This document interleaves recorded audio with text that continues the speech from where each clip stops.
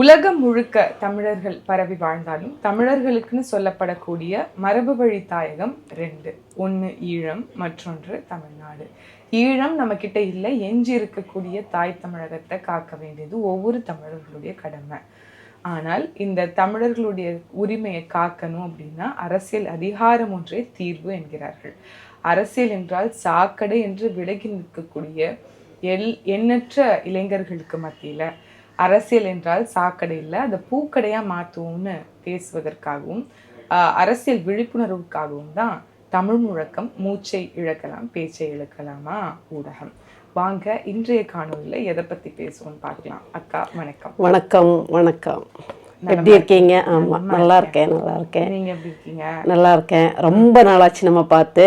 ஆமாவோ, அது பெரிய இந்த ஊடகத்துல நம்ம லேட்டா போடுறதே ஒரு வேலையா போயிடுச்சு. ஆமா, அரசியல் புரட்சி வேற நாம் தமிழர் கட்சி செஞ்சுட்டு வந்ததா அறிஞ்சோம். சமூக வலைத்தளங்கள்ல எங்க திறந்தாலும் புலிப்பாய்ச்சலான நாம் தமிழர் அப்படின்னு ஒரே தலைப்புகள் தான். டெல்லியில போய் என்னதான் பண்ணீங்க? ஆமா, நாம் தமிழர் கட்சி அங்கீகரிக்கப்பட்ட கட்சியாக மாறியதற்கு பிறகு தேர்தல் ஆணையம் IIIDEMனு சொல்லப்படக்கூடிய Indian international democracy election management அப்படிங்கிற தேர்தல் ஆணையத்தினுடைய அங்கமாக இருக்கக்கூடிய IIDEM வந்து இந்த மாதிரியான ஒரு முக்கியமான ஒரு நகர்வை முன்னெடுக்கிறாங்க. அது என்ன அப்படின்னா BLAக்களுக்கான ஒரு பயிற்சி வகுப்பு, ட்ரைனிங் செஷன், வாக்கக நிலை முகவர்களுக்கான ஒரு ட்ரைனிங். அது எல்லா கட்சிகளுக்கும், தேசிய கட்சிகள், அங்கீகரிக்கப்பட்ட கட்சிகளுக்கு, ஒட்டுமொத்த இந்தியாவில் இருக்கக்கூடிய 130 கோடி மக்களுக்கும் பிரதிநிதிகளாக இருக்கக்கூடிய கட்சிகளுக்கு இவங்க வந்து இந்த பயிற்சி வகுப்பை நடத்துறாங்க. முதல் கட்டமா பீகார், வெஸ்ட் பெங்கால் பண்ணிட்டாங்க. அடுத்த கட்டமா தமிழ்நாடு, புதுச்சேரி BLAக்களுக்கு, வாக்கக நிலை முகவர்களுக்காக நடத்தப்பட்ட ஒரு ட்ரைனிங் செஷன் தான் இது. ஒரு புதிய அனுபவமான ஒரு வாய்ப்பு வந்து நாம் தமிழர் கட்சிக்கு கிடைச்சிச்சுன்னு சொல்லலாம். தமிழ்நாட்டுல இருந்துங்கும் போது நிறைய அங்கீகரிக்கப்பட்ட கட்சிகள், ஸ்டேட் ரெகக்னைஸ் பார்ட்டிஸ், தேசிய கட்சிகளும் வந்திருந்தாங்க. ஆம் ஆத்மி போன்ற கட்சிகள், தேசிய கட்சிகளாக இருக்கக்கூடிய பாஜக, காங்கிரஸ், BSP போன்ற கட்சிகள். நம்ம தமிழ்நாட்டை சார்ந்தவர்கள் தான். அதாவது தமிழ்நாட்டுல அவங்களுக்கு தேசிய கட்சிகள் இருக்காங்க, மாநில கட்சிகள் சொல்லப்படக்கூடிய திமுக, அதிமுக. ஏன்னா எங்கேயும் அவங்களெல்லாம் காணும், அதனால கேட்டேன். எல்லாருமே கலந்துக்கிட்டாங்க. அதுல வந்து நீங்க சொல்ற மாதிரி திமுக, அதிமுக, BSP, ஆம் ஆத்மி, தேமுதிக, மதிமுக போன்ற கட்சிகளும் வந்து கலந்து கொண்டாங்க. ஆனா எப்போதும் போல எல்லா இடங்களையும் மெஜாரிட்டியாக இருந்த நாம் தமிழர் கட்சி தேர்தல் ஆணையத்தோட இந்த பயிற்சி வகுப்புலயும் மெஜாரிட்டியா கலந்துக்கிட்டோம். பெரும்பான்மையா மொத்தமே 270 பேர் கிட்டக்க இருந்தாங்க அப்படின்னா அதுல 70 பேர் வந்து நாம் தமிழர் கட்சியை சார்ந்தவர்கள் தான். அதிகமான வாக்குக நிலை முகவர்கள் பயிற்சிக்கு வந்து கலந்து கொண்டது நாம் தமிழர் கட்சியை சார்ந்தவர்கள் அப்படிங்கிற அந்த வெற்றி வாங்கி அங்கேயும் போய் சூழ்நிலை எங்களுக்கு புரியுது. இல்லக்கா, என்ன அப்படின்னா இதுல நம்ம என்ன தெரிஞ்சுக்கணும் அப்படின்னா 234 தொகுதியிலையும் இருக்கக்கூடிய ஒரே கட்சி, பரவலான பொறுப்பாளர்களை கொண்டு இருக்கக்கூடிய ஒரு கட்சிங்கிறதுக்கு ஒரு முன் உதாரணம், ஒரு எடுத்துக்காட்டு நீங்க சொல்லலாம். தேமுதிகவோ மதிமுகவோ இல்ல திமுகவோ இல்ல அதிமுகவோ பாஜகவோ காங்கிரஸ்க்கு என்ன குறைச்ச? தேசிய கட்சின்னு பேசி என்ன பிரயோஜனம்? மாநில கட்சி, முதல் ரீஜனல் பார்ட்டின்னு சொல்லி என்ன இது இருக்கு? ஆனா மொத்தமாவே 4 பேர், 10 பேர், 5 பேர் அவங்களுக்கு இதோட பெரிய பெரிய வேலைகள்லாம் இருக்கனால இது ஒரு பொருட்டா தெரியாதுன்னு தான் இதுல இருந்து நான் அப்படி பார்க்கவில்லை. நான் எப்படி பார்க்கிறேன் அப்படின்னா, பரவலாக எல்லா இடங்களிலும் வேட்பாளர்களை போடக்கூடிய கட்சி எந்த கட்சி? நாம் தமிழர் கட்சி. அப்ப நம்ம கிட்ட ஆட்கள் இருப்பாங்க, அவங்க எல்லா தொகுதியிலும் நிக்கிறாங்க. எல்லா கட்சியும் கூட்டணி ஒரு தொகுதிகள், கொங்கு மண்டலமா அதிமுகவுக்குப்பா, இந்த பக்கமா இந்த பாஜக நின்னா ஹெல்ப்ஃபுல்லா இருக்கும்பா, அந்த பக்கமா விடுதலை சிறுத்தை நின்னா நல்லா இருக்கும்பான்னு சொல்லி தானே நிக்கிறாங்க. அப்ப அவங்களுக்கு எல்லா இடங்களுக்கும் பயிற்சி தேவைப்படல அப்படிங்கறது நம்ம இந்த பயிற்சி இதுதான் முதல் தடவை நடத்தக்கூடிய பயிற்சி. அதில் பரவலாக அதிகமாக பேர்கள் கலந்து கொண்டது வந்து நம்ம கட்சி தான். அதனால ரொம்ப ரொம்ப புதிய அனுபவம் நிறைய நடந்துச்சு. என்ன அதுல உள்ள முத்தாய்ப்பா நீங்க ஓட விட்ட, அதாவது ஒரு வலைதளத்துல பார்த்தா தேர்தல் தேர்தல் ஆணையத்தையே வெளிநடப்பு செய்ய வைத்த நாம் தமிழர் அப்படிங்கிற மாதிரி வந்தது. கொஞ்சம் பார்த்ததுமே உற்சாகமா இருந்தது. அப்படி என்ன நீங்க வெளிநடப்பு செய்ய வச்சீங்க? அதாவது அவங்க என்ன சொன்னாங்கன்னா, எங்க பீகார் வெஸ்ட் பெங்கால் கூட வந்தாங்க, இப்படி எல்லாம் எங்களை வந்து வைக்கல, நீங்க இவ்வளவு கேள்விகள் கேட்டு இந்த செஷன் இவ்வளவு ஆக்டிவா மாத்திட்டீங்க அப்படின்னு சொல்லிட்டு ரொம்ப பெருமையா அழுதுருப்பாங்க. ஆமா, பேசினாங்க.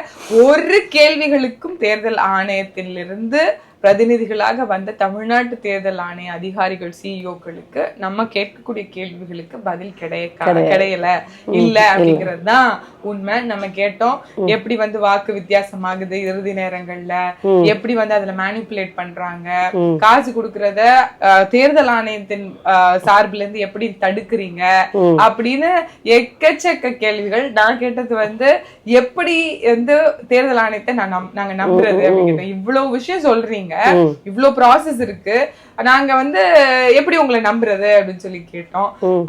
ஆனா எந்த கேள்விக்கும் அவர்கள்கிட்ட பதிலே இருக்கிறது தான் உண்மை. குறிப்பா நான் வந்து சொல்லணும் அப்படின்னா, நீங்க சொன்ன மாதிரி சுவாரஸ்யமான நிறைய சம்பவங்கள் நடந்தது. அதுல வந்து பல கட்சியினரை வந்து நம்ம சந்திக்க நேரிட்டது. அது ஒரு சட்டமன்ற அவை மாதிரி வந்து எல்லாரும் அமளி அடிக்கும் போது எனக்கு வந்து அந்த ஒரு உணர்வு. ஆமா, காங்கிரஸ் கட்சியை சார்ந்தவங்க எல்லாம் அந்த காமாட்சின்னு அவர் பேரு வெளிநடப்பு செய்யறாரு, போகப்பா நான் போறேன்ப்பா, எங்களுக்கு மட்டும் கேள்வி கேட்கறதுக்கு வாய்ப்பே கொடுக்க மாட்டேங்கிறீங்க, எப்ப பார்த்தாலும் நாம் தமிழர் கட்சிக்கு மட்டும் மைக்கு கொடுக்குறீங்க அப்படின்னு சொல்லி கேட்டாரு. அங்க அரங்கத்துல வந்து 2 மைக் தான் வேலை செய்யும், எல்லாருக்கும் மைக் இருக்கும், அனைத்து வைக்கப்படும். ஆமா, அனைத்து வைக்கப்படும். அட் அ டைம் 2 பேர் தான் வந்து பேச முடியும், ஒருத்தவங்க கேள்வி ஒருத்தவங்க பதில் சொல்றதுக்காக. அப்ப அது எப்படி டெக்னிக்காலிட்டி அப்படின்னா, ஒருத்தவங்க ஆன் பண்ணி பேசிட்டு இருக்கோம் அப்படின்னா அடுத்தது இன்னொருத்தவங்க பேசணும் அப்படின்னா அவங்க வெயிட்டிங் லிஸ்ட்ல இருப்பாங்க. இவங்க பேசி முடிச்சதுக்கு அப்புறம் தான் அந்த மைக்கு டிரான்ஸ்பர் ஆயிரும் அது ஆட்டோமேட்டிக்கா.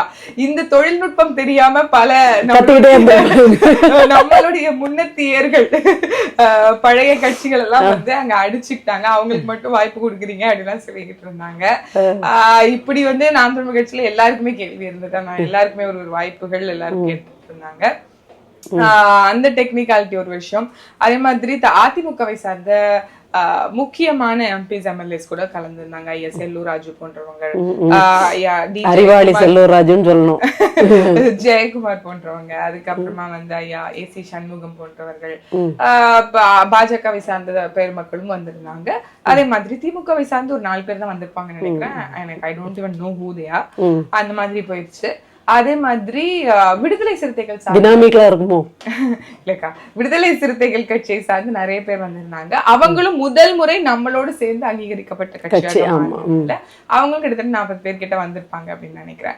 IIIDM ஹாஸ்பிட்டாலிட்டி ரொம்ப நல்லா இருந்துச்சு. வரவேற்று நமக்கு அந்த அகாமடேஷன் கொடுத்து அங்க தங்க வச்சு அங்க உணவு பரிமாறி நம்மள வந்து ஏர்போர்ட்ல இருந்து கூட்டு வந்து அகாமடேஷன் இடத்துல விட்டு திருப்பி அங்க இருந்து கூட்டு போய் விடுறது, இந்த மாதிரியான பணிகள் இது எல்லாத்தையும் தாண்டி நம்மளுடைய நாம் தமிழர் கட்சியினுடைய டெல்லி பொறுப்பாளர்கள் அத்துணை பேருமே சிறப்பா செயல்பட்டாங்க. அண்ணன் ஜெகதீஷ் அவர்களுடைய தலைமையில எல்லாருடைய ஒத்துழைப்புனால இந்த பயணம் வந்து ஒரு ரொம்ப சுவாரஸ்யமான ஒரு அனுபவம் மிக்க ஒரு நல்ல ஒரு பயணமாக எங்களுக்கு அமைஞ்சது. குறிப்பா நாம் தமிழர் கட்சியில சீமான் அவர்கள் வந்து தேர்வு செய்து அனுப்பிய ஆட்கள் எல்லாருக்குமே வந்து அடுத்த கட்ட தளபதிகளாக இருக்கிறனால அவங்களுக்கு வந்து தேர்தல் பணினா எப்படி இருக்கணும், ஒரு வாக்குகள் நிலை முகவருக்கான வேலை என்ன அப்படின்றத முன்கூட்டி ஒரு தொலைநோக்கு பார்வையோட தான் வந்து அனுப்பிச்சு வச்சாங்க.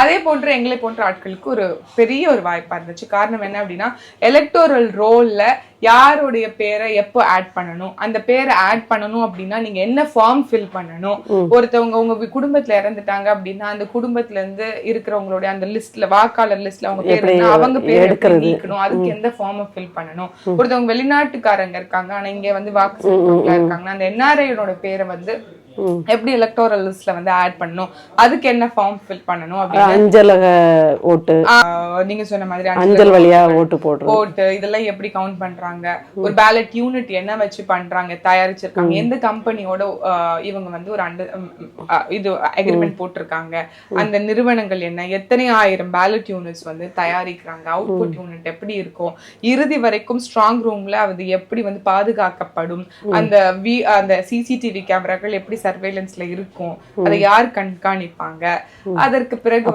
வட்டாட்சியர் வந்தாருன்னு கேட்கல நீங்க. 3 தேர்தலுக்கு முன்னாடி இது மாதிரி அதாவது ஒரு சட்டமன்ற தொகுதிக்கு ஏதோ நடக்கும்போது வட்டாட்சியர் போய் இடையில ரூம் எல்லாம் திறந்தாங்களே. ஆக்சுவலி இப்ப வந்து தேர்தல் ஆணையம் வந்து ஒரு மிகப்பெரிய துறை தான். நம்மளுடைய கண்ட்ரி தான் வந்து இந்த எலக்டோரல் சிஸ்டம் ரொம்ப பெரிய அளவுல இவ்வளவு மக்கள் தொகைக்கு பண்ணக்கூடிய ஒரு பணியை வந்து நம்ம செஞ்சுட்டு இருக்கோம். முழுக்க முழுக்க ஒன்றியத்திலிருந்து செயல்படக்கூடிய அந்த தேர்தல் ஆணையம் மட்டும்தான் இதை பண்ணுது. ஆனா இல்ல, அப்ப நாடு முழுக்க இருக்கக்கூடிய மாநிலங்கள், மாநிலத்துல இருக்கக்கூடிய அட்மினிஸ்ட்ரேட்டர்ஸ், அங்க இருக்கக்கூடிய நியமிச்சிருக்கக்கூடிய தேர்தல் ஆணைய பொறுப்பாளர்கள், அங்க இருக்கக்கூடிய பியூரோக்ராட்ஸ் எல்லாம் எப்படி இன்டகிரேட் பண்ணி எல்லாரும் சேர்ந்து இன்டர்டிபெண்டா ஒருவருக்கு ஒருவர் சார்ந்து இந்த பணியை எப்படி மேற்கொள்றாங்க அப்படிங்கிறது தான் விஷயம். நீங்க சொன்னது போல நிறைய மேனிபுலேஷன் ஸ்டேட் லெவல்ல நடக்குது. இதை தடுப்பதற்கு இங்க இருக்கக்கூடிய பியூரோக்ராட்ஸ் தான் நம்மளுக்கு பதில் சொல்லணும். அங்க உண்மையாவே ஒரு ஸ்ட்ராங்கான ஒரு என்கிரிப்ஷன் இருக்குன்னு தான் நான் பாக்குறேன். ரொம்ப ரொம்ப இல்லையே, நம்ம அந்த டைம்ல வந்து பணப்பட்டுவாடா பண்றாங்கன்னு தேர்தல் ஆணையத்துக்கு கைபேசியில அழைச்சாலோ இல்ல இப்படி வாகனங்கள்ல போகுதுன்னு எதுனாலோ அது ஆளுங்கட்சியாகவோ இல்ல பிரதான எதிர்கட்சிகளாவோ பாஜகவோ இருந்தா தேர்தல் ஆணையம் கண்டுக்காம போகுதுங்கிறத நம்ம எவ்வளவு பாத்துருக்கோமே. ஆமா, இந்த மாதிரியான கேள்விகளுக்கு அவங்க கிட்டயே பதில் இல்லை. அப்ப அதுக்கு அவங்களுக்கு திருடனுக்கு தேள் கொட்டின மாதிரி இருந்திருக்கும். ஆமா, கட்டாயம். ஆனா வந்து அந்த கேள்விகள் எல்லாத்தையும் மனுக்களாக எழுதி நம்ம வந்து கொடுத்திருக்கோம். இன்னும் சொல்ல போனா இது வந்து ஒரு என்ன சொல்ற உடன்படிக்கை தானேக்கா. தேர்தல் ஆணையத்துக்கும் மாநிலத்துக்குமான்றதை தாண்டி அங்க இருக்க பியூரோக்ராட்ஸ்க்கும் இங்க இருக்கக்கூடிய பியூரோக்ராட்ஸுக்கும் அப்படின்னு தான் நான் வந்து பாக்குறேன். சோ அதாவது இப்ப வந்து சட்டம் இருக்குக்கா, நமக்கு சட்டங்கள் இருக்கு, சரியா செயல்படுதாங்கிற ஒரு கேள்வி இருக்குல்ல. அந்த மாதிரி எலெக்ஷன் கமிஷன் சரியான வந்து வியூகங்களையும் சிஸ்டங்களையும் விதிமுறைகளையும் உருவாக்கி வைத்திருக்கு. ஆனால் அதுல இருக்கா இல்லையாங்கிறதுதான் கேள்வி கட்டாயம் இருக்கு. அப்போ ரியல் வெர்சஸ் ரியல் அப்படிங்கிற மாதிரியான ஒரு அனுபவம் கூட நீங்க சொல்லலாம். ஆனால் அந்த ரியாலிட்டியை நம்ம அப்படியே பின்பற்றினா எப்படி இருக்குங்கிறதுக்கான ஒரு பார்வை, ஒரு சிந்தனையை நமக்கு வந்து கிண்டல் பண்ணுச்சு, அது வந்து தூண்டுச்சு அப்படின்னு சொல்லி சொல்லலாம். அப்படியான ஒரு அனுபவமாக அது இருந்தது. சோ அதனால சுவாரஸ்யம்னு சொல்ல போனா நிறைய விஷயங்கள் இருக்கு. அதுல ஒண்ணா நம்ம வந்து ஆமா, அவங்களே இப்ப அதிர்ந்திருப்பாங்க. இதுக்கே ஒரு ட்ரையல் பாக்குறது பயிற்சிக்கே இந்த போடுறாங்களே, இவங்க எல்லாம் சட்டமன்றத்துக்கு போனா இவங்க தவிர வேற எல்லாரும் வெளிநடப்பு செஞ்சிட வேண்டியதான் போல இருக்கு அப்படின்னு பயந்துருப்பாங்கன்னு நினைக்கிறேன். கட்டாயம் பயந்துட்டாங்க. ஐயோ, தமிழ்நாட்டை நம்மளால சமாளிக்கவே முடியலையே அப்படின்னு நல்லா பெஸ்டா இருக்கும்னு நினைச்சாங்க. பட் இதுக்கப்புறம் யோசிப்பாங்க கட்டாயம். தேர்தல் ஆணையம் இவ்வளவு கேள்விக்கும் நம்ம பதில் தயாரா இருக்கணும். Actually chief election commissioner Gyanesh Kumar வந்தாரு, ஒரு இன்ட்ரோடக்டரி ஸ்பீச் கொடுத்தாரு. அவர் எவ்வளவு கஷ்டமான ஒரு பணி இது அப்படிங்கறத சொன்னாரு. ஏன்னா வந்து கலிபோர்னியா அப்படிங்கிற ஒரு மாநகரத்தை விட பன்மடங்கு வந்து அதிகமான வந்து மக்கள் தொகையை கொண்ட ஒரு நாடுனா அது வந்து நம்மளுடைய இந்திய நாடு. அந்த இந்திய நாட்டுல வந்து ஒரு மிகப்பெரிய கடமை அப்படின்னா ஜனநாயக கடமையான இந்த தேர்தல் முறையை வந்து சீரா செம்மையா கொண்டு வந்து அதை வந்து நிலைநாட்டுவதற்கு எவ்வளவு முயற்சிகள் தேவைப்படுது, அது எவ்வளவு இன்டர்டிபெண்டன்ட் பிஎல்ஏஸ் அதுல எவ்வளவு இம்பார்ட்டண்டா இருக்காங்க அப்படிங்கறத வந்து அவர் வந்து ஃபர்ஸ்ட் பேசி போயிட்டாரு. அவரே இருந்திருந்தாருன்னா நாங்க இன்னும் நல்லா இருந்திருக்கும். ஏன்னா பல கேள்விகளுக்கு அவர்கிட்ட பதில் நம்ம எடுத்திருக்கலாம். ஏன்னா அந்த தலைகள் இருந்துச்சுன்னா போய் சேர வேண்டியது இன்னும் ஈஸியா சேர்ந்திருக்கும். இப்ப உங்களுக்கு பயிற்சி கொடுத்தவங்க எல்லாம் பாத்தீங்கன்னா பதில் சொல்ல தெரியாதவங்களா கூட இருப்பாங்க. அவங்களுக்கு பயிற்சி கொடுக்க மட்டும்தான் தெரியும். கட்டாயம். அதனால கொஞ்சம் இந்த பயிற்சி கொடுத்தவங்களுக்கே நாங்க தான் பயிற்சி கொடுக்க வேண்டியது இருக்கும். ஆமா, அதான் இதெல்லாம் அவங்களுக்கு தெரியும். அதனால அவங்க அப்படிதான் தப்பிச்சு ஓடுவாங்க. சில நேரங்களில் அவங்களுக்கு வந்து நம்மளே வந்து அது அவங்களுக்கு செவ்வனே அவங்களுக்கு வந்து எக்ஸ்பிளைன் பண்ண தெரியல. சில இடங்கள்ல இன்னும் எக்விப்டாவே நம்ம எல்லாருமே இருந்திருக்கோம்.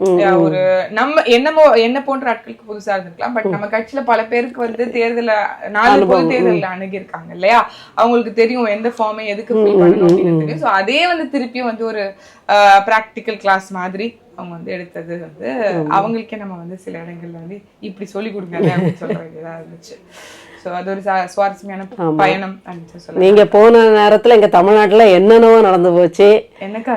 ஆமா, சின்னவரெல்லாம் கத்தி தலைக்கு மேல தொங்குது, இனி பீகார்தான்லாம் இல்ல ஒரு ஊடகம் போட்டிருந்துச்சு, நாம் தமிழர் கட்சி உங்களோட ஊழல் பட்டியல் எல்லாம் எடுத்துட்டு டெல்லி வரைக்கும் போயிருந்தாங்க. சீமான் கொடுத்த அசைன்மெண்ட் பக்காவாக முடித்தா நாம் தமிழர் அட பாவீங்களா, தள்ளி நின்று பார்த்தா இவ்வளவு போடுவீங்களா அப்படிங்கிற மாதிரி இருந்துச்சு. என்னன்னா இங்க நிறைய நடந்து போச்சு. சின்னவர் வந்து எப்படியும் மாட்டுவாரு அப்படின்லாம் நினைச்சாங்க. ஆனா சுப்ரீம் கோர்ட் வந்து அவங்களுக்கு சாதகமா அமலாக்கத்துறை, அதாவது தமிழர்களுடைய வெண்குற்ற கொடை உங்களுக்கு தெரியும். ஆமா, ஆனா திராவிடத்தின் வெள்ளை கொடை தெரியுமா? தெரியும், பாத்துக்கிட்டே இருக்கோம்ல. ஆமா, அப்படித்தான் வந்து இன்னைக்கு நீங்க சொல்றீங்க. மோடிக்கும் பயப்பட மாட்டோம், மோடிக்கும் பயப்பட மாட்டோம்னு ஒரு கேடி வந்து சொன்னாரு. ஆனா அவர் இவ்வளவு நாள் ஓடி ஓடி ஒளிஞ்சிட்டு இருந்தாரு சுப்ரீம் கோர்ட் தீர்ப்பு வர்ற வரைக்கும். தீர்ப்பு வந்தாலும் வந்தாச்சு, இந்த பொந்துக்குள்ள இருந்து நண்டு சாடுற மாதிரி சாடி வீரவசனம் பேசிட்டு போயிருக்காரு. இங்க வந்த உடனே இவர் இங்க மோடி டாடிய மோடிய பார்க்க வச்சுட்டாப்புல. எப்படியோ டாடி மோடி ஈடின்ட்டு கேடி வந்து கொஞ்சம் குதூகலமா இருக்காங்க. இருந்தாலும் இறைவன் இருக்கான் குமாரு அப்படின்னு கொஞ்சம் போய் வந்து நிதியை விடுவீங்கன்னு கேட்டாராமே. அது என்ன? உதயநிதி தான். எங்க நிதிகளை எல்லாம் விட்டுருங்க அப்படின்னு கெஞ்சினதுதான். நீங்க என்ன தமிழ்நாட்டு நிதியை விடுவிச்சுதாங்கன்னு கேட்டதா நீங்க நினைச்சுக்கிட்டீங்கன்னா ஒண்ணும் பண்ண முடியாது. தப்பா நினைச்சிருப்பேங்க. அவங்களுக்கு என்ன மாதிரியான வந்து ஃப்ரெண்ட்ஷிப் இருக்கு? காலையில அப்பாவை சந்திப்பாரு, மாலையில மகனை சந்திப்பாரு, அதுக்கப்புறம் அத்தை மருமகனுக்காக சந்திப்பாங்க. அத்தை மருமகனுக்காக சந்திக்கிறாங்களா, தனக்காக சந்திக்கிறாங்களா எதுவுமே தெரியாது. என்ன இருந்தாலும் பெரிய நிறைய விஷயங்கள் நமக்கு காத்திருக்கு அப்படிங்கறது மட்டும் புரியுது. பாருங்களேன், தேர்தல் நேரத்துல அவர்களுடைய வேலைகளை, அதாவது இந்த பதவி ஏற்றதுல இருந்து இந்த நிதி ஆலோசனை கூட்டத்துக்கு பங்கேற்கவே இல்லை ஸ்டாலின் அவர்கள். இப்ப பாத்தீங்கன்னா மகனுக்கும் மருமகனுக்கும் ஒரு பங்கம் வந்துருது. இல்ல இந்த ஆட்சியை வந்து என்னவோ பண்ண போறாங்க அப்படின்னு புரிஞ்ச உடனே அப்படியே போய் தான் ஒரு ஏ டீம் அப்படிங்கறத நிரூபிச்சுட்டு வந்திருக்காப்ல. கால விழுது, அதான் அப்படிதானே விழுந்தானே ஆகணும். இல்ல இங்க பாருங்க, இந்த ஆபரேஷன் சிந்தூர் இது வந்து இந்த போர் யுக்தி வந்து சரியானது அப்படின்னு உலக நாடுகளுக்கு போய் சொல்ல வேண்டிய தேவை என்ன வந்துச்சு? அப்ப போரிடுன்னு சொல்ல வராங்க இருக்குல்ல. இத ஒன்றிய பாசிச அரசை எதிர்க்கக்கூடிய திமுகவின் திருவாளர்கள் அதற்கு ஆக்சுவலி அவங்க வந்து ஒரு அமைதியா இருந்துட்டாங்கன்னா கூட பரவாயில்ல. அதை விட்டுட்டு ஒரு 6 குழுக்கள்ல முக்கியமான குழுல அம்மையார் கனிமொழி அவர்கள் ரஷ்யா வரைக்கும் போறாங்க, மாஸ்கோ வரைக்கும் போறாங்க அப்படின்னா இது இந்தியாவின் தலைமை தாங்கி போறாங்க. இவங்களும் அவங்களும் எப்படி இருக்காங்க? பாஜகவின் ஏ டீம்ங்கறத அவங்க ஒவ்வொரு நடவடிக்கையும் தெரிஞ்சிட்டே இருக்கு. இதுல வந்து இறையாண்மையே போருங்கிற இறையாண்மை எல்லாம் இல்லக்கா, டீம் எல்லாம் இல்ல.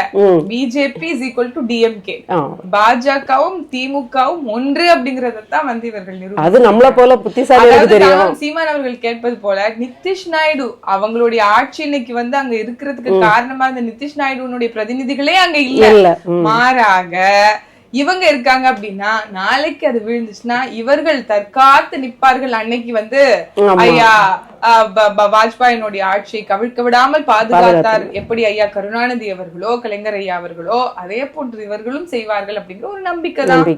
இதுல வந்து போருங்கிறத இறையாண்மை, அந்த இறையாண்மையை சொல்ல போயிருக்காங்களாம்.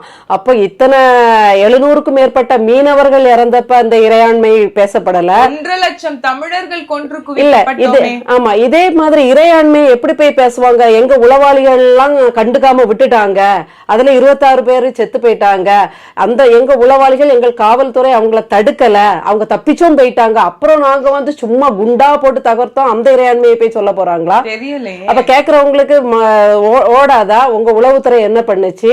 உங்களால ஒரு 4 தீவிரவாதிகளை அட்டாக் பண்ண முடியலையா? பிடிக்கல. இப்ப என்ன பெருமையை போய் நீங்க பேச போறீங்க? சம்திங் வெரி ஃபிஷி அப்படிங்கறத இல்ல. கோடை விடுமுறை, சுற்றுலா வாய்ப்பு, அதுவும் அரசு காசில் கொண்டாட்டம் தானே.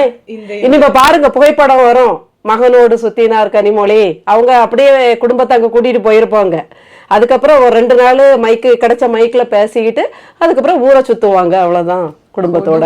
கொடுமை. இந்த மாதிரி பல விஷயங்கள் நடந்திருக்கு. வேற ஏதாவது நடந்துச்சாக்கா? இல்ல, இது நடந்துச்சு. பெருசா நடக்கும்னு கொஞ்சம் எல்லாரையும் போல ஆசைப்பட்டோம். ஆனா அது கொஞ்சம் இப்போதைக்கு புஸ்வானம் ஆயிருக்கு. மே 18 நிகழ்வுக்கு அப்புறம் நம்ம வந்து நம்மளுடைய ஊடக நம்மளோட ஆடியன்ஸ், நம்மளுடைய மக்களை தமிழ் முழுக்க வாயிலாக சந்திக்கல, பார்க்கல. அதே மாதிரி மே 18 நிகழ்ச்சிக்கு வந்து பெருந்திரளாக உங்களுடைய வட்டாரங்கள், நட்புகள், குடும்பங்களை கூப்பிட்டு வந்த அத்தனை பேருக்கும் ஒரு மனமான நன்றியை தெரிவிச்சுக்கலாம்.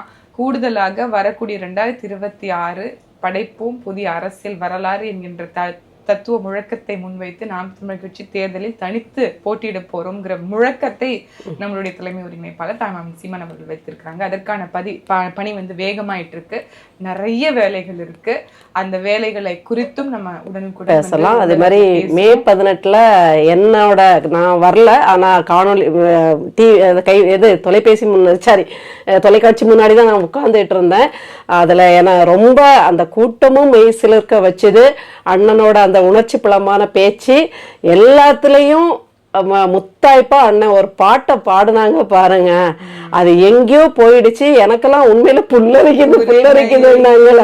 நான்லாம் நீங்க பாத்தீங்கன்னா அது அந்த கையோட அப்படியே வீடியோ எடுத்து உடனே ஸ்டேட்டஸ்ல வச்சுட்டு, அப்படி உடனே ஸ்டேட்டஸ் வச்சது நான் கிடையவே கிடையாது அந்த அளவுக்கு. ஏன்னா அந்த இடத்துல அப்ப அது தேவைப்பட்டிருக்கு.